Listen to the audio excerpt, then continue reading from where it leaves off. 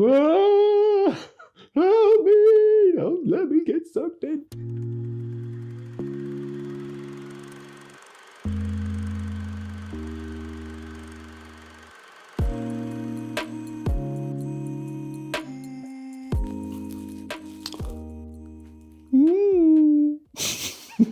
Hello. Yeah, that's a mirror, by the way. That was me. That was me in a mirror. I wanted to try and explain to you today something that's inexplicable, the Trinity. So it is considered by the church the central doctrine. We have this hierarchy of truths. So some truths in our faith are more important than others. And the one at the very, very tippy top is the mystery, the doctrine of the Holy Trinity, that God is one God, one being, one essence, but there are three relations. There are three persons, we call them, in that one Godhead: Father, Son, and Holy Spirit. Now, why did I have my little mirror here? Jesus described himself a little bit like the mirror image of the Father. St. Paul picks this up, especially in the letter to the Colossians, and says of Jesus, he is the image of the invisible God. And then St. John says, and no one has ever seen him. It reminds me a little bit of a black hole. If you've seen the recent pictures, some recently, of the black hole in the middle of our galaxy, in the middle of the Milky Way, and there's been another one of, is it M87, another galaxy. So you have these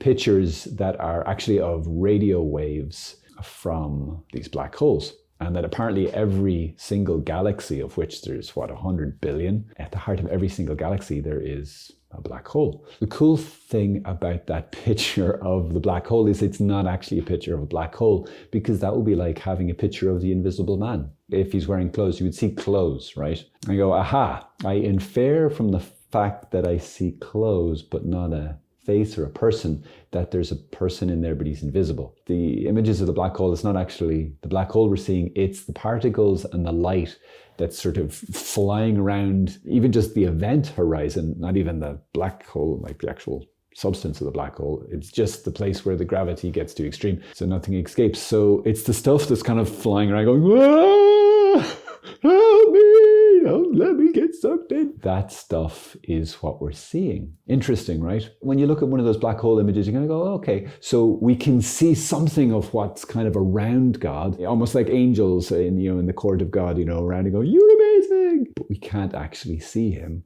unless he was to make himself known. What was needed was a Jesus. A Jesus had to come. The Jesus, the only one, the revealer of the Father, the Word. It's like this word from the depths of a black hole where nothing comes. That's why they're black, because the gravitational force is so strong that even light gets sucked in. And it's as if right from the depths of that inky blackness comes this word. Suddenly this neon light is turned on. You're like, that is not possible. And from the depths of this unknowability comes a revelation, comes knowledge, comes a face. This is why we kind of freak out about Christmas. This is why it's so important. Like, Jesus was conceived 9 months before Christmas. Why would we be so into Christmas? Because this was the first time that we saw God's face. That's a huge deal. This was the longing expressed so beautifully throughout the whole Old Testament, to see God and to live. Lots of folks would say in the Old Testament, I've seen God, I'm going to die, or it's impossible to see God and live. So seeing this little baby's face was to see the face of God. And that's real. That's not like, no, it's, Jesus has just took on a human form, but it's not really him. It's just, a human, but it's like an avatar. It's an avatar. Wrong. You, my friend, if you thought that thought, you're wrong. Now, that doesn't mean that God the Father now has this little baby face. So we don't want to go too far, but we can say that the face of Jesus, that little baby's face, or that 30-whatever-year-old man's face, is the face of God.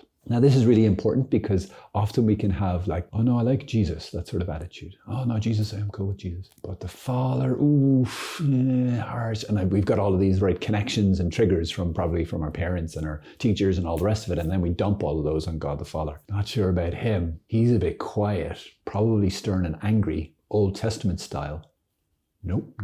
It's the one God. If you love Jesus, you also love the Father. If you like what Jesus says, he says that because he only says what he hears the Father saying. If you like the way Jesus looks at you in your prayer, that's the way the Father looks at you, because Jesus is just revealing the heart. Jesus is the revealing of the heart of the Father. Now, last up is the Holy Spirit. How do we get this in here? As adults, we're pretty used to seeing our image, right? In a mirror or in our camera or phone or whatever it is. So we're kind of used to that. But have you ever experienced hearing yourself and been like, oh, that's not me? Maybe you have heard yourself a lot, but usually we're not used to that as kids. We get used and over the shock of seeing ourselves in the mirror when we're little babies, so we don't remember that shock maybe. But hearing ourselves, I remember kind of going, oh. Now I'm totally used to it, way too used to it. Love the sound of my voice. But it's like this way in which we grow to know something of ourselves. First of all, our image, visible image, then our auditory image, the sounds that our voice make, the characteristics of our voice. But there's other things, right? There's touch, the way you touch, you're used to that, the way you move, maybe the way your body feels as you move in your body. There's all of these things about you that make you, your personality. Now imagine a mirror that didn't just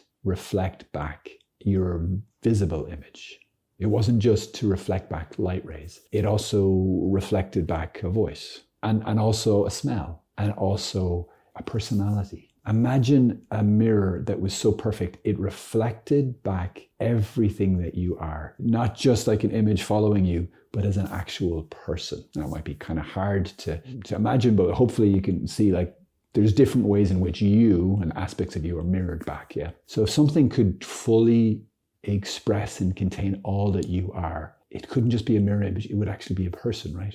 And this is what Jesus is. He is another person. One being, one substance, one essence with the Father, but another person. There's an actual capacity for relationship between the Father and the Son. Also remember, as you learn to listen to your voice, you grow to accept your voice, that this is really me. You can even grow to love your voice. Now that could go in a bad direction, and sometimes it does with me, but it also can go in a good direction, to know, love, and accept yourself as created and gifted to yourself by God. The same too with how you look in the mirror. That's a thing, an area that lots of us need to work on. Loving ourselves, loving our body image, and accepting ourselves as a gift from God. Now, when the Father looks at the Son, he is looking at his mirror image and more. He is looking at this other person who is the perfect expression of him. And he loves in Jesus what is in himself. He loves himself perfectly, but he also loves this other perfectly. And this other, Jesus, the Son, loves the Father perfectly. Now, this love for another is, you could kind of say something new, right? So in God, there is no time. And all the persons in the Trinity are co-eternal. So there wasn't like a chronological, first there was God, then there was the Son, then there was the Holy Spirit, even at the speed of light, they have always been eternally in existence. But there is a kind of a primacy of being. So the Father is considered, he's the source, and then the Son, and then the Spirit. So I'm not about to talk about a time issue here. I'm talking about a existential, primacy of existential, whatever. Just say it, Columba. Okay. There's something new in the Father loving the Son. First of all, his image had to be reflected, and then he could love that image. And then that loving is something new after this image already exists, right? And the Son's love for the Father. Again, the Father pre-existed the Son having a love for him. Therefore, there's something new. And the Son loving the Father was something that the Father didn't have. The Father didn't have the Son's love for the Father. Wow. So this love, this mutual love of Father for Son and Son for Father is something new that wasn't in the original image, if you will. And that this also is reflected back to the Father and reflected back to the Son. Like there's a third or a second mirror. And we call this, because this is, again, when God shines, it doesn't just go off like light off a sun. It is another being, it's another person. So just as the Son is this perfect reflection and is this new person called the Son, so too this love actually also has become another person, the Holy Spirit. That he is this love of this Father and the Son for each other. And then also the Father, Son for love for the Spirit. And maybe, so it gets far too complicated for this little video. So there's my little musings on the Father, Son, and Holy Spirit, on the Trinity. I hope that's been helpful, and I hope it helps you understand how lovable the Father truly is. God bless you.